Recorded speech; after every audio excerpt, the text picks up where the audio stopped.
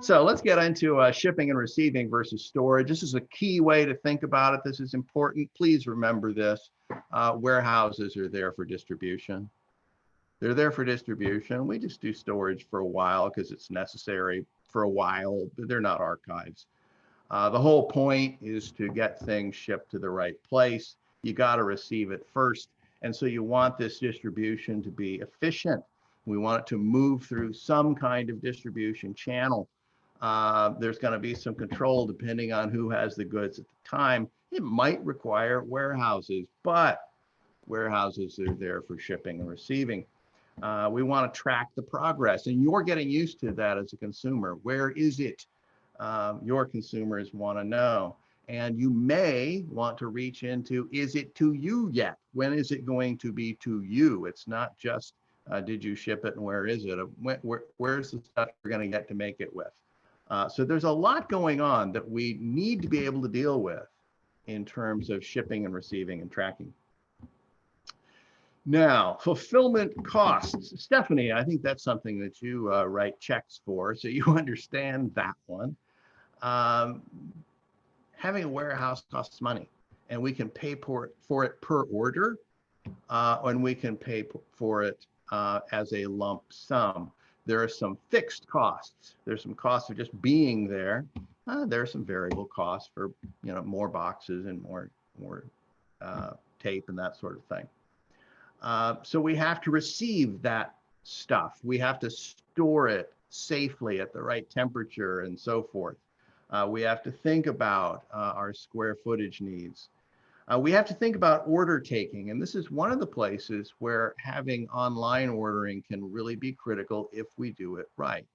What I would describe as immature online ordering doesn't do a very good job of cross-selling and upselling. The average order dollar amount goes down as opposed to having somebody on the phone. If it's done well, if it's mature, it's actually better. People buy more stuff than if they'd had to call an 800 number. So it's a combination of either trained people or trained people working with the system to make it work, to be convenient and cross-sell and upsell and increase our share of wallet with each customer, because we pretty much always want to grow the basket size, regardless of how we're selling or what the methodology is. We want to think about the pick, pack, and ship, the people and the machines in the warehouse who get the stuff, put it together the right way, pack it in such a way that it arrives safely. So the boxes, the tape, the bubble wrap, the label, the people, the machines. And the other thing we want to think about is the cost of returns. One of the things that's very easy to do without realizing someone is going down that path is to have a system where we get the stuff out. Great, everything's fine, everything's great, out it goes, boom, boom, boom. And then one day there's a problem. There's a problem we weren't aware of with the product. There's a problem we weren't aware of that it couldn't handle the shipping. It melted, it broke, it cracked, whatever. And now all of a sudden, hundreds or thousands of things are coming back to us, and we don't have a system for returns.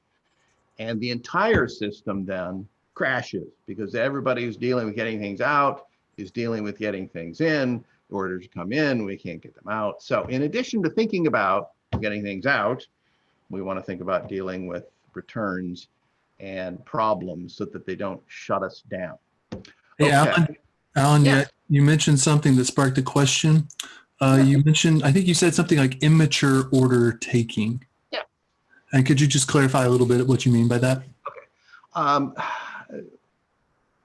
What I'm saying is things that we typically saw in the early days of online ordering taking and see with new systems now, where the order taking system is not doing as good of a job of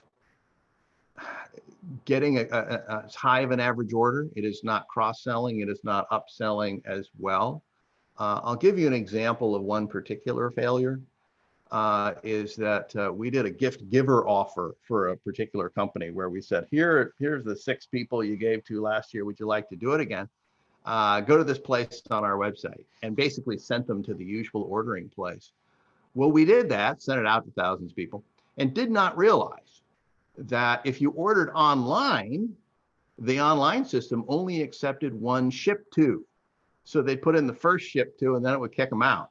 That was, boy, that lit up the phone lines.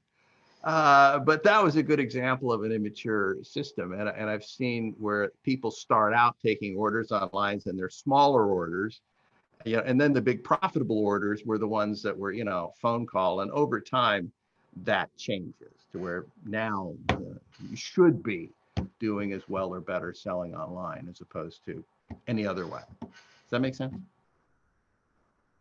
Okay. Yes, thanks. Okay, cool.